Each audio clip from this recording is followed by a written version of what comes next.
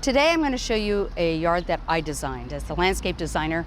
This is East Nashville, densely populated place. This yard, the client wanted certain specific things very interesting. Sanctuary, did not want to see your neighbors. Has dogs, wanted a dog-friendly place. Doesn't want flowers, so it's all foliage and texture. I'm going to show you how I solved these design challenges. As you can see, the perimeter of this yard, which is not very large, is lined with a variety of tall, narrow, mostly evergreen trees. There's one that is not. But this gives this beautiful screening effect that we have here. We've got green giant arborvitae, emerald arborvitae, cryptomeria radicans. I like that one better than Yoshino because it doesn't bronze out in the winter. And beautiful magnolias back there. That's called Alta, A-L-T-A, very beautiful. This gave this sort of green wall, interesting texture and foliage and the sense of privacy. It really encloses this garden room. In front of this green wall, I've placed plants of interest, and almost everything, because this is such a small yard, it's like everything becomes almost a specimen. No mass plantings here. Everything is a one-off.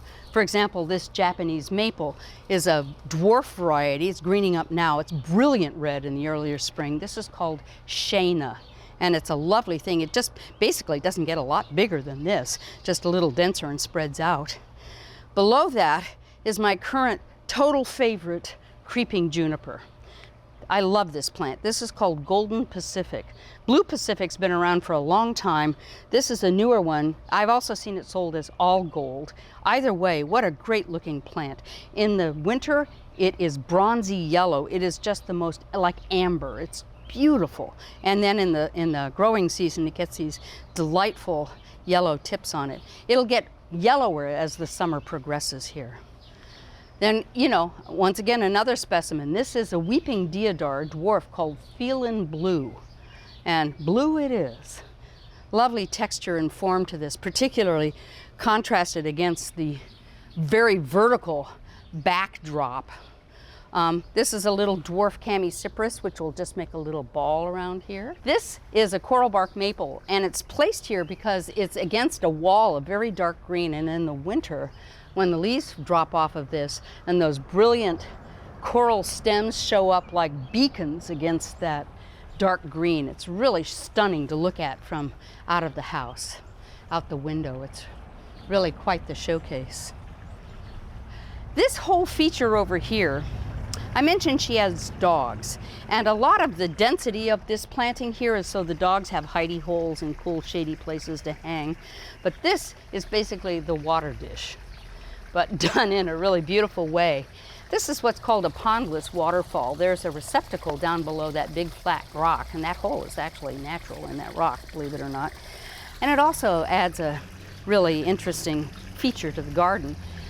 Another thing about this whole lot is that it was flat, and I brought in soil and built up this berm here and beds so that there was variation, so that you get a lot more sense of depth and interest in the yard. This is such a cool little pine. This is called Scudic. It's a Banksiana pine, which usually goes much further north, but it loves to crawl over rocks like this. Once again, you can see the beautiful textures in the background, which really adds a lot of interest year-round. Magnolia leaves contrasted with, that's an Emily Brunner holly, and the cryptomeria and the green giant arborvitae. This client also has these magnificent big containers. These are actually copper, and they're I think they're from Thailand. They're batik dye pots. They're big enough that you can grow really quite striking things. This is a white pine that is a light green in the summer and turns brilliant golden tips in the winter. It's called winter gold. Very, very, very pretty plant. And it's a lovely contrast, once again, to the very dark green in the back. This whole area over here is a deep part of the bed, and this is really dog central back here. A great place for them to hang out. This is a lovely little Chamaecyparis called Split Rock. I love the blue foliage on this and the kind of frilliness of it. It's really an unusual looking plant. You'll notice that most everything that we've done back here is evergreen, but there are things that are not. For example, this bank of bushes here is a native holly, Ilex verticillata, called winterberry holly. This is red sprite, doesn't get real tall. It's just starting to set berries now. There's a male in there called Jim Dandy, which pollinates it. In the winter, this drops all its leaves, but the red berries really show up. Behind it is a tree that's way bigger than I thought it would get, so, you know, live and learn. We may have to do something about that at some point, but right now it looks pretty cool. That is a metasequoia called a dawn redwood. And this variety is called ogun, which actually means gold in Japanese. And that's supposed to be a slow grower, but it's quadrupled in size in 4 years. So we have another Japanese maple over here that sort of complements but doesn't copy the coral bark. This is one called bihu, rounder, shorter, and in the winter drops its leaves and gets these beautiful yellow to golden yellow to coral orange twigs. Really striking, very beautiful. And I should mention that behind all of this are evergreens. There's another cryptomeria and there are Nellie Stevens hollies back in this corner. So when all of this goes down, there's still a green wall to continue the privacy of this backyard. Look at these junipers. This one is really common. It's called Dobbs Frosted, and it's one of my favorites. But my gosh, look how big it's gotten. This is how they do when they're happy. And it's got these amazing little yellow stems on it, which give it this interesting, almost bitoned coloring. Very distinctive. And once again, a nice feathery kind of foliage, lovely contrast, both in color and form with the other things around it, one of which is this weeping atlas cedar. This is Cedrus atlantica glaucopendula. So people have these all over the place, but it's just such a lovely specimen plant. This kind of powdery blue-green foliage on here is really terrific. I wanted to mention the magnolia behind it. That one is called K. Paris, and it is an offspring of Little Gem, which everybody's familiar with. And that thing was, 4 years ago, it was 6 feet tall. So I guess it's a pretty quick grower, I would say. You can see here's another one of these wonderful pots she's got, and this is a tree-formed mugo pine in here. Really, really handsome. Nice ball shape with these spready things and these verticals around it. This last tree on this side leading back over to the exit gate this is a lovely tree. This is a Virginia pine. It's a native. This particular variety is called Waite's Golden. And we keep it kind of pruned in a modified Hindu pan so you can really see all kinds of structure. This is the biggest container in the yard, and it's a massive thing. And we have a fern spray gold hemicyperus in here, which we will keep pruned, to balance correctly in the pot. And I just love the way this sort of chartreuse and gold bounces off. She's got this lovely kind of lilac color to her house paint, and there's a really nice contrast here that works really well. Obviously, containers are her thing. She's got this succulent pot we put in for her. She loves that too. This is one of the few blooming things, and it's probably just about done. This is an Elysium, which is an American plant.